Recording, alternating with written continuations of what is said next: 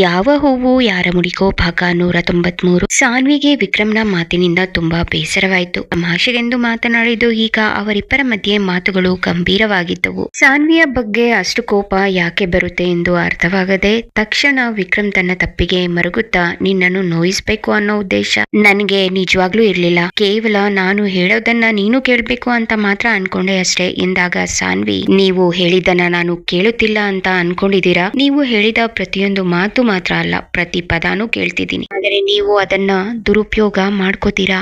ನಿಮ್ಮ ಅಹಂಕಾರ ಅಂದ್ರೆ ಅಹಂ ನನ್ ಮೇಲೆ ತೋರಿಸ್ತಿದ್ದೀರಾ ಅಷ್ಟೇ. ನಿಮ್ಗೆ ನನ್ ಮೇಲಿರೋ ದ್ವೇಷ ಕಡಿಮೆ ಆಗಿದೆ ಅನ್ನೋ ಭ್ರಮೆಲಿದ್ದೀರಾ ನೀವು. ಆದ್ರೆ ನಿಮ್ಮ ಕೋಪ ದ್ವೇಷ ಹಾಗೆ ಇದೆ, ಅದು ನಿಮ್ಮ ನಡತೆಯಲ್ಲಿ ನನಗೆ ಕಾಣಿಸ್ತಿದೆ ಎಂದಳು. ವಿಕ್ರಮ್ಗೆ ಮತ್ತೆ ಕೋಪ ಬಂತು. ಆದರೆ ಅವನು ತನ್ನ ಕೋಪವನ್ನು ತಡೆ ಹಿಡಿಯುತ್ತಿದ್ದ. ತುಟಿಗಳು ಬಿಗಿದುಕೊಂಡವು, ಧ್ವನಿಯಲ್ಲಿ ಅಸಹನೆ. ಸಾನ್ವಿ, ನಿಂದು ಅತಿ ಆಯ್ತು. ನೀನು ನನ್ನನ್ನ ಹೀಗೆ ಅಂತ ಜಡ್ಜ್ ಮಾಡ್ಬೇಡ. ನನ್ನನ್ನ ನೀನು ಅರ್ಥ ಮಾಡ್ಕೊಳ್ಳೋದ್ರಲ್ಲಿ ಸೋತಿದ್ಯಾ. ನನ್ನನ್ನ ಅಹಂಕಾರಿ ಅಂತಿದ್ಯಲ್ಲ, ನಿನ್ಗೂ ಅಹಂಕಾರಕ್ಕೇನು ಕಮ್ಮಿ ಇಲ್ಲ. ಅದರ ಜೊತೆಗೆ ಹಠ, ಕೆಟ್ಟ ಹಠಮಾರಿ ನೀನು ಎನ್ನುತ್ತಾ ಅಲ್ಲಿಂದ ಹೊರಟು ಹೋದ. ವಿಕ್ರಮ್ ಹೋದ ಕಡೆಯೇ ನೋಡುತ್ತಾ ನಿಂತ ಸಾನ್ವಿಯ ಮುಖ ದುಃಖದಿಂದ ತುಂಬಿತು. ಅವಳು ತನ್ನಷ್ಟಕ್ಕೆ, ನಾನು ನಿಮ್ಮನ್ನ ನೋಡ್ತಿದ್ದೀನಿ. ನಿಮ್ಮ ಬಗ್ಗೆ ನಿಮ್ಗೆ ಗೊತ್ತಿರೋದಕ್ಕಿಂತ ನನ್ಗೆ ಗೊತ್ತಿರೋದೇ ಹೆಚ್ಚು. ಅದಕ್ಕೆ ಮನಸ್ಸಿಗೆ ತುಂಬಾ ನೋವಾಗ್ತಿದೆ. ನೀವು ಇಲ್ಲಿಂದ ಹೋಗೋವಾಗ ಒಂದು ಸಲ ಕೂಡ ತಿರುಗಿ ನೋಡ್ಲೇ ಇಲ್ಲ. ನಿಮ್ಗೆ ನಿಜವಾಗ್ಲೂ ನನ್ ಮೇಲೆ ಕಾಳಜಿ ಇದ್ದಿದ್ರೆ ನೀವು ನನ್ಗೆ ಹೊಡೆದ್ರಿ. ಅಷ್ಟು ಕೋಪದಲ್ಲಿ ನನ್ನ ಕುತ್ತಿಗೆಗೆ ಕೈ ಹಾಕಿ ನೋವು ಮಾಡಿದ್ರಿ. ಆದ್ರೆ ನಿಮ್ಗೆ ಅದರ ಬಗ್ಗೆ ಸ್ವಲ್ಪ ಕೂಡ ಪಶ್ಚಾತ್ತಾಪ ಇಲ್ಲ. ನನ್ ಮೇಲೆ ಅಷ್ಟೊಂದು ಕೋಪ ಇರೋ ನೀವು ನಿಜವಾಗ್ಲೂ ನಾಳೆ ನನ್ನ ಕೊರಳಿಗೆ ತಾಳಿ ಕಟ್ತೀರಾ ಎಂದುಕೊಂಡವಳಿಗೆ ಉಸಿರು ಗಟ್ಟಿದಂತೆ ಅನುಭವವಾಯಿತು. ಅವಳ ನೋವು ಇನ್ನೂ ಹೆಚ್ಚಾಯ್ತು. ದುಃಖ ಉಮ್ಮಳಿಸಿ ಬಂತು. ವಿಕ್ರಮ್ ಕೋಪ ನಿಧಾನವಾಗಿ ಕರಗಿತು. ರೂಮ್ ನಿಂದ ಹೊರಗೆ ಬಂದವನು 2 ನಿಮಿಷ ಬಿಟ್ಟು ಮತ್ತೆ ರೂಮ್ ಬಾಗಿಲ ಬಳಿ ನಿಂತು ನೋಡಿದ. ಸಾನ್ವಿ ಬೆಡ್ ಮೇಲೆ ಬೋರಲಾಗಿ ಮಲಗಿ ಅಳುತ್ತಿದ್ದಳು. ಕೋಪ, ನೋವು ಮಾತಿಗೆ ಕರಗತ್ತು, ಮೌನಕ್ಕೆ ಕಣ್ಣೀರಿಗೆ ಕರಗುತ್ತದೆ. ವಿಕ್ರಮ್ ಅವಳನ್ನು ನೋಡುತ್ತಾ, ಎಂತ ತಪ್ಪು ಮಾಡದೆ, ಪಾಪ ಅವಳ ಪಾಡಿಗೆ ಇರ್ತಾಳೆ. ಅವಳನ್ನ ಕೆಣಕೋದು ನಾನೇ. ಮತ್ತೆ ಅವಳ ಮೇಲೆ ಕೋಪ ಮಾಡ್ಕೊಂಡು ಕೂಗಾಡಿ ಬೈದು ಕೊನೆಗೆ ಅವಳಿಗೆ ಹೊಡೆದು ರಾಕ್ಷಸನ ತರ ವರ್ತಿಸೋದು ನಾನೇ. ನಿನ್ನನ್ನ ರಾಜಕುಮಾರಿ ತರ ನನ್ಗೆ ನೋಡ್ಕೊಳಕ್ಕೆ ಸಾಧ್ಯವೋ ಇಲ್ವೋ ಗೊತ್ತಿಲ್ಲ. ಆದ್ರೆ ಅವಳನ್ನ ನೆಮ್ಮದಿಯಾಗಿ ಇರೋ ತರ ನೋಡ್ಕೋಬೇಕು ಅಂತ ಅನ್ಕೋತೀನಿ. ಆದ್ರೆ ಮತ್ತೆ ಅವಳ ಜೊತೆ ಜಗಳ ಆಡ್ತೀನಿ. ನನ್ಗೆ ಏನಾಗಿದೆ, ಅವಳು ನನ್ನಿಂದ ದೂರ ಆಗ್ತಿದ್ದಾಳೆ ಅನ್ನೋ ಫೀಲ್ ಮನಸ್ಸಿಗೆ ಬಂದ್ರೆ ಸಾಕು. ಆ ಫ್ರಸ್ಟ್ರೇಷನ್ ನಲ್ಲಿ ನಾನು ಹೇಗೆ ಬಿಹೇವ್ ಮಾಡ್ತಿದ್ದೀನಿ. ಆ ಕ್ಷಣ ನನ್ಗೆ ಗೊತ್ತಿಲ್ಲದೆ ನನ್ನ ಮೇಲಿನ ಕಂಟ್ರೋಲ್ ಕಳ್ಕೊತೀನಿ. ಯಾಕೆ ನನ್ಗೆ ಈ ರೀತಿ ಆಗ್ತಿದೆ ನನ್ಗೆ ಅರ್ಥ ಆಗ್ತಿಲ್ಲ. ಪಾಪ ಎಷ್ಟು ನೊಂದ್ಕೊಂಡ್ಲೋ ಏನೋ. ಸಮಾಧಾನ ಮಾಡೋಣ ಅಂದ್ರೆ ಮತ್ತೆ ನಾನು ಅವಳ ಮುಂದೆ ಹೋದ್ರೆ ಜಗಳ ಆಗತ್ತೆ. ಸಮಾಧಾನ ಆಗ್ತಾಳೆ ಅನ್ನೋ ಗ್ಯಾರಂಟಿ ಇಲ್ಲ.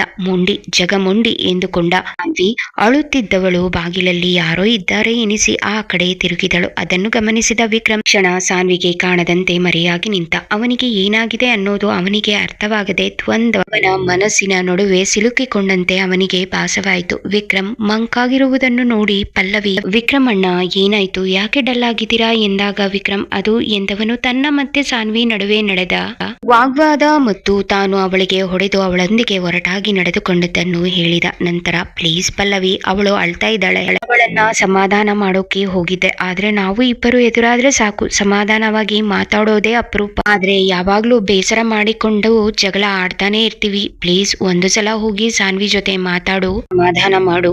ನಾನು ಯಾವಾಗ್ಲೂ ಹಿಂದೆ ಮುಂದೆ ಯೋಚನೆ ಮಾಡದೆ ದುಡುಕ್ತೀನಿ, ಅವಳಿಗೆ ಹರ್ಟ್ ಮಾಡ್ತಾನೆ ಇರ್ತೀನಿ. ನಾಳೆನೆ ಮದ್ವೆ. ಪಾಪ ಅವಳು ಮದ್ವೆ ಮಾಡ್ಕೊಂಡು ಸ್ವರ್ಣ ರಾಮು ಇಂದ ದೂರ ಹೋಗ್ತೀನಿ ಅನ್ನೋ ನೋವಲ್ಲಿದ್ದಾಳೆ. ಆದ್ರೆ ಅವಳಿಗೆ ಒಂದು ಸರ್ಪ್ರೈಸ್ ಇದೆ. ಅದನ್ನ ಕೇಳಿದ್ಮೇಲೆ ಅವಳೇ ಖುಷಿ ಪಡ್ತಾಳೆ. ಆಗ ನನ್ ಮೇಲಿರೋ ಬೇಸರ ಕೋಪ ಎಲ್ಲ ದೂರ ಆಗುತ್ತೆ. ಈಗ ನೀನು ಹೋಗಿ ಅವಳನ್ನ ಸಮಾಧಾನ ಮಾಡು ಎಂದಾಗ ಪಲ್ಲವಿ, ಸರಿ ಅಣ್ಣ, ನೀವು ಬೇಜಾರ್ ಮಾಡ್ಕೋಬೇಡಿ. ಆದ್ರೆ ನನ್ ಕಡೆಯಿಂದ ನಿಮ್ಗೊಂದು ರಿಕ್ವೆಸ್ಟ್, ಪ್ಲೀಸ್ ಅಣ್ಣ. ಸಾನ್ವಿನ ಯಾವಾಗ್ಲೂ ತಪ್ಪು ಮಾಡ್ತಾಳೆ ಅನ್ನೋ ಭಾವನೆಯಿಂದ ಕೋಪದಿಂದ ನೋಡ್ದೆ, ಒಳ್ಳೆ ಮನಸ್ಸಿಂದ ನೋಡಿ ಅವಳು ಒಳ್ಳೆಯವಳು. ಅವಳು ಮಾಡೋ ಪ್ರತಿಯೊಂದು ಕೆಲಸ ಕೂಡ ಸರಿನೇ ಇರತ್ತೆ ಅಂತ ನಿಮ್ಗೆ ಅರ್ಥ ಆಗತ್ತೆ.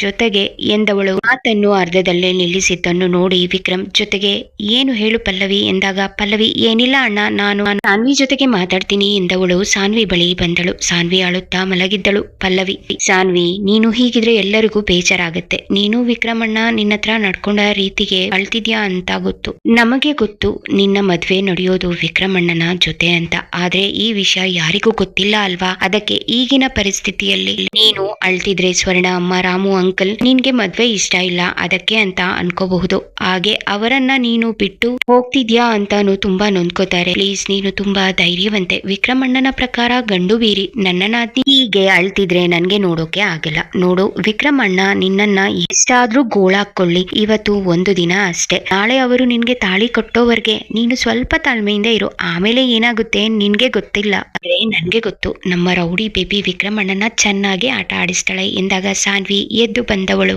ಪಲ್ಲವಿಯನ್ನು ತಬ್ಬಿಕೊಂಡು, ಅತ್ತಿಗೆ ವಿಕ್ರಮ್ ಸರ್ಗೆ ನನ್ನನ್ನ ಕಂಡ್ರೆ ಆಗಲ್ಲ ಅಂತದ್ರಲ್ಲಿ ಅವರು ನನ್ಗೆ ತಾಳಿ ಕಟ್ತಾರ? ಆ ನಂಬಿಕೆ ನನ್ಗಿಲ್ಲ. ಯಾಕೋ ತುಂಬಾ ಭಯ ಆಗ್ತಿದೆ. ಅವರಿಗೆ ನನ್ ಮೇಲಿರೋ ಕೋಪ ದ್ವೇಷ ಇನ್ನೂ ಕಮ್ಮಿ ಆಗಿಲ್ಲ ಎಂದಾಗ ಪಲ್ಲವಿ, ದಡ್ಡಿ ನೀನು ನಿನ್ಮೇಲೆ ಅವರಿಗೆ ಕೋಪ ಇದ್ದಿದ್ರೆ ಅವ್ರ್ಯಾಕೆ ನಿನ್ನ ಸಮಾಧಾನ ಮಾಡೋಕೆ ನನ್ನನ್ನ ಕಳಿಸ್ತಿದ್ರು? ನಿನ್ನ ಮನಸ್ಸಲ್ಲಿ ಇರೋದು ತಪ್ಪು ಕಲ್ಪನೆ. ನಿಜವಾಗ್ಲೂ ವಿಕ್ರಮಣ್ಣನ್ಗೆ ನಿನ್ಮೇಲೆ ಯಾವ ಕೋಪ ದ್ವೇಷ ಇಲ್ಲ. ಅವರು ನಿನ್ ಮನ್ಸಿಗೆ ನೋವು ಮಾಡದೆ ಅಂತ ಪಶ್ಚಾತ್ತಾಪ ಪಡ್ತಿದ್ದಾರೆ. ಅವರೇ ಬಂದು ನಿನ್ನನ್ನ ಸಮಾಧಾನ ಮಾಡ್ಬೋದಿತ್ತು. ಆದ್ರೆ ಮತ್ತೆ ಎದುರಿಗೆ ಬಂದ್ರೆ ಎಲ್ಲಿ ನೀನು ಕೋಪ ಮಾಡ್ಕೊಂಡು ಜಗಳ ಆಡ್ತೀಯೋ ಅನ್ನೋ ಭಯಕ್ಕೆ ಅವರು ನನ್ನನ್ನ ಕಳಿಸಿದ್ರು ಎಂದಾಗ ಸಾನ್ವಿ, ನೋಡಿದ್ರ ಅವ್ರಿಗೆ ನನ್ ಮೇಲೆ ನಂಬಿಕೆನೇ ಇಲ್ಲ. ನಾನು ಜಗಳ ಗಂಟಿ ಗಂಡು ಬೀರಿ ಅನ್ನೋದೇ ಅವರ ಮನಸ್ಸಲ್ಲಿ ಆಳವಾಗಿ ತುಂಬಿದೆ. ಅವರಿಗೆ ನನ್ನ ಬಗ್ಗೆ ಒಳ್ಳೆ ಅಭಿಪ್ರಾಯ ಬರೋದು, ಕೋಪ ದ್ವೇಷ ಕಮ್ಮಿ ಆಗೋದು ಖಂಡಿತ ಸಾಧ್ಯ ಇಲ್ಲ ಅನ್ನಿಸ್ತಿದೆ ಎಂದಾಗ ಪಲ್ಲವಿ, ಸರಿ ನಿನ್ನ ಮನಸ್ಸಲ್ಲಿರೋ ವಿಕ್ರಮಣ್ಣನ ಬಗೆಗಿನ ಅಭಿಪ್ರಾಯನ ಬದಲಾಯಿಸಿಕೊಳ್ಳೋಕೆ ಆಗಲ್ಲ ಅಂದ್ರು ಓಕೆ. ನಾಳೆ ಏನ್ ನಡಿಬೇಕೋ ಅದು ನಡೆದೇ ನಡೆಯುತ್ತೆ.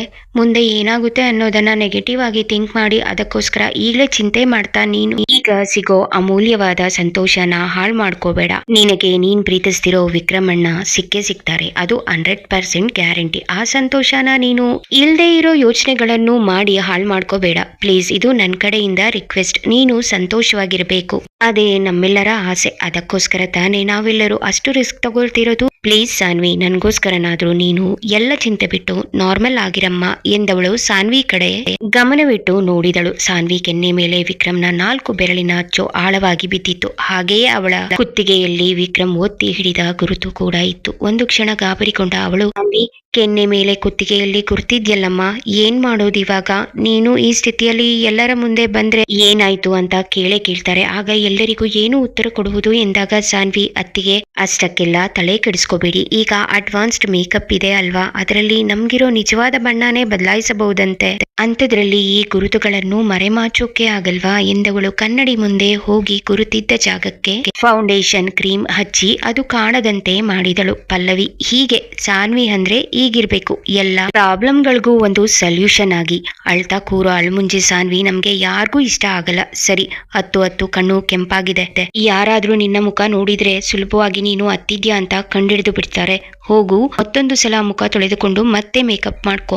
ನಂತರ ಒಂದು ಅರ್ಧ ಗಂಟೆ ಬಿಟ್ಟು ಊಟಕ್ಕೆ ಕರಿತೀನಿ, ಆಗ ಬಾ ಆಯ್ತಾ? ಬೇಕಿದ್ರೆ ಇನ್ನೂ ಒಂದು ಸ್ವಲ್ಪ ಹೊತ್ತು ಮಲಗಿ ರೆಸ್ಟ್ ಮಾಡು ಎಂದವಳು ರೂಮಿಂದ ಹೊರಗೆ ಬಂದಳು. ವಿಕ್ರಮ್ ಹಾಲ್ ನಲ್ಲಿ ಪಲ್ಲವಿಗಾಗಿ ಕಾಯುತ್ತಾ ಟೆನ್ಷನ್ ನಲ್ಲಿ ಅತ್ತಿತ್ತ ತಿರುಗುತ್ತಿದ್ದ. ಪಲ್ಲವಿಯನ್ನು ನೋಡಿದ ತಕ್ಷಣ ಗಾಬರಿಯಲ್ಲಿ, ಪಲ್ಲವಿ ಸಾನ್ವಿ ಆರಾಮಾಗಿದ್ದಾಳೆ ತಾನೆ? ತುಂಬಾ ಅಳ್ತಿದ್ಲು, ಅವಳನ್ನ ಸಮಾಧಾನ ಮಾಡಿದ್ಯಾ ಎಂದಾಗ ಪಲ್ಲವಿ ಬೇಸರದಲ್ಲಿ, ಅಣ್ಣ ನೀವು ತುಂಬಾ ದುಡುಕ್ತೀರಾ. ಸಾನ್ವಿ ಕೆನ್ನೆಗೆ ಹೊಡೆದಿರುವುದು ಮತ್ತೆ ಕುತ್ತಿಗೆನ ಒತ್ತಿ ಹಿಡಿದಿರುವುದು 2 ಮಾರ್ಕ್ ಬಂದಿದೆ. ಅದನ್ನ ನೋಡಿದ್ರೆ ಅವಳಿಗೆ ಯಾರೋ ಹೊಡೆದಿದ್ದಾರೆ ಅನ್ನೋದು ಖಂಡಿತ ಗೊತ್ತಾಗುತ್ತೆ. ಯಾಕಣ್ಣ ಹೀಗ್ ಮಾಡ್ತೀರಾ? ನಾನು ಹೀಗೆ ಕೇಳ್ತಿದ್ದೀನಿ ಅಂತ ಬೇಜಾರ್ ಮಾಡ್ಕೋಬೇಡಿ. ನೀವು ಅವಳಿಗೆ ಆ ರೀತಿ ಹೊಡೆದಿರೋದನ್ನ ನೋಡಿ ಕೇಳ್ತಾ ಇದ್ದೀನಿ. ನಿಜವಾಗ್ಲೂ ನಿಮ್ಗೆ ಸಾನ್ವಿ ಮೇಲೆ ಕೋಪ ದ್ವೇಷ ಇಲ್ವಾ ಎಂದಾಗ ವಿಕ್ರಮ್ ಪಶ್ಚಾತ್ತಾಪದಲ್ಲಿ, ಖಂಡಿತ ನನ್ಗೆ ಅವಳ ಮೇಲೆ ಕೋಪ ದ್ವೇಷ ಇಲ್ಲ. ನೀನಾದ್ರೂ ನನ್ ಮಾತನ್ನ ನಂಬು. ಪಲ್ಲವಿ, ಇತ್ತೀಚೆಗೆ ನನ್ಗೆ ಏನಾಗಿದೆ ಅಂತ ಅರ್ಥನೇ ಆಗ್ತಿಲ್ಲ. ಸಾನ್ವಿ ಬಗ್ಗೆ ತುಂಬಾ ಕೇರ್ ತಗೋಬೇಕು ಅನ್ಕೋತೀನಿ, ಆದ್ರೆ ಅವಳು ಎದುರಿಗೆ ಬಂದಾಗ ನಾನು ಯಾಕೆ ಹಾಗೆ ಬಿಹೇವ್ ಮಾಡ್ತೀನಿ ಅಂತ ನನ್ಗೆ ಅರ್ಥ ಆಗ್ತಿಲ್ಲ. ಕಾರಣ ಕೂಡ ತಿಳಿದಿಲ್ಲ. ನನ್ಗೆ ತಿಳಿದಿರೋ ಮಟ್ಟಿಗೆ ಅವಳ ಮೇಲೆ ನನ್ಗೆ ಕೋಪ ಅಂತೂ ಖಂಡಿತ ಇಲ್ಲ. ಅವಳನ್ನ ಚೆನ್ನಾಗಿ ನೋಡ್ಕೋಬೇಕು ಅಂತಾನೆ ಅನ್ಕೋತೀನಿ, ಆದ್ರೆ ನನ್ಗೆ ಗೊತ್ತಿಲ್ಲದೆ ದುಡುಕ್ತೀನಿ ಅಷ್ಟೇ. ಇದನ್ನೆಲ್ಲ ಬಿಟ್ಟು ಬಿಡು. ಏನಿದ್ರು ನಮ್ಮ ಕಾನ್ಸಂಟ್ರೇಷನ್ ನಾಳೆ ಸಾನ್ವಿ ಮದುವೆ ಕಡೆ ಇರಬೇಕು ಅಷ್ಟೇ. ಪ್ಲೀಸ್, ನಾನು ಸಾನ್ವಿಗೆ ಹೊಡೆದ ವಿಷಯ ಪಂಕಜ್ಗೆ ಹೇಳ್ಬೇಡ. ಅವನು ಗೊತ್ತಾದ್ರೆ ನಿಜವಾಗ್ಲೂ ರೌದಾವತಾರ ತಾಳ್ತಾನೆ. ಮೊದ್ಲೇ ಸಾನ್ವಿ ಜೊತೆ ಜಗಳ ಆಡಿ ಸಾಕಾಗಿ ಹೋಗಿದೆ. ಅದರ ಜೊತೆ ಅವಳ ಅಣ್ಣಂದಿರ ಜೊತೆ ಕೂಡ ಹೊಡೆದಾಡೋ ಚೈತನ್ಯ ನನ್ಗಿಲ್ಲ ಕಣಮ್ಮ. ಪ್ಲೀಸ್, ಯಾರಿಗೂ ಈ ವಿಷಯ ಗೊತ್ತಾಗೋದು ಬೇಡ ಎಂದವನು ಬೇಸರದಲ್ಲಿ ಅಲ್ಲಿಂದ ಹೊರಟು ಹೋದ. ಪಲ್ಲವಿ ತನ್ನಷ್ಟಕ್ಕೆ, ದೇವರೇ ದಯವಿಟ್ಟು ಇವರಿಬ್ಬರನ್ನ ದೂರ ಮಾಡ್ಬೇಡ. ಇವರಿಬ್ರು ಮಧ್ಯೆ ತುಂಬಾ ಪ್ರೀತಿ ಇದೆ. ಜಗಳ ಆಡ್ತಾನೆ, ಒಬ್ಬರನ್ನೊಬ್ಬರು ತುಂಬಾ ಪ್ರೀತಿ ಮಾಡ್ತಾರೆ. ಆದ್ರೆ ಅವರ ಮನ್ಸಲ್ಲಿರೋ ಪ್ರೀತಿ ಹೊರಗೆ ಹಾಕೋಕೆ ಅವರ ಕೈಲಿ ಆಗ್ತಿಲ್ಲ. ಸಾನ್ವಿದೊಂಥರ ಪರಿಸ್ಥಿತಿ ಆದ್ರೆ ವಿಕ್ರಮಣ್ಣ ನನ್ಗೆ ಅವರ ಮನಸ್ಸಲ್ಲಿ ಸಾನ್ವಿ ಬಗ್ಗೆ ಇರೋ ಪ್ರೀತಿ ಅರ್ಥನೇ ಆಗಿಲ್ಲ.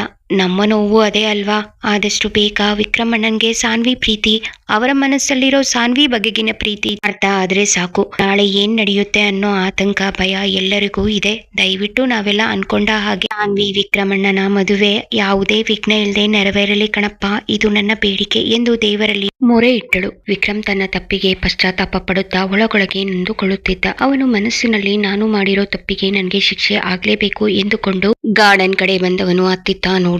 ಅಲ್ಲೇ ಇದ್ದ ಗುಲಾಬಿ ಗಿಡ ಅವನ ಕಣ್ಣಿಗೆ ಬಿತ್ತು. ಅದನ್ನು ತನ್ನ ಕೈಯಿಂದ ಒತ್ತಿ ಹಿಡಿದುಕೊಂಡ. ಅದರಲ್ಲಿದ್ದ ಚೂಪಾದ ಮುಳ್ಳುಗಳು ವಿಕ್ರಮ್ ಕೈಗೆ ಚುಚ್ಚಿಕೊಂಡವು. ಅವನು ಇನ್ನೂ ಜೋರಾಗಿ ಒತ್ತಿ ಹಿಡಿದುಕೊಂಡ. ಅವನ ಕೈಯಿಂದ ರಕ್ತ ಬರಲಾರಂಭಿಸಿತು. ಆದರೂ ಬಿಡದೆ ತಾನು ಮಾಡಿದ ತಪ್ಪಿಗೆ ತನ್ನ ಮನಸ್ಸಿನ ನೋವು ಕಡಿಮೆಯಾಗುವವರೆಗೂ ತನ್ನ ಕೈಗೆ ನೋವು ಮಾಡಿಕೊಳ್ಳುತ್ತಿದ್ದ.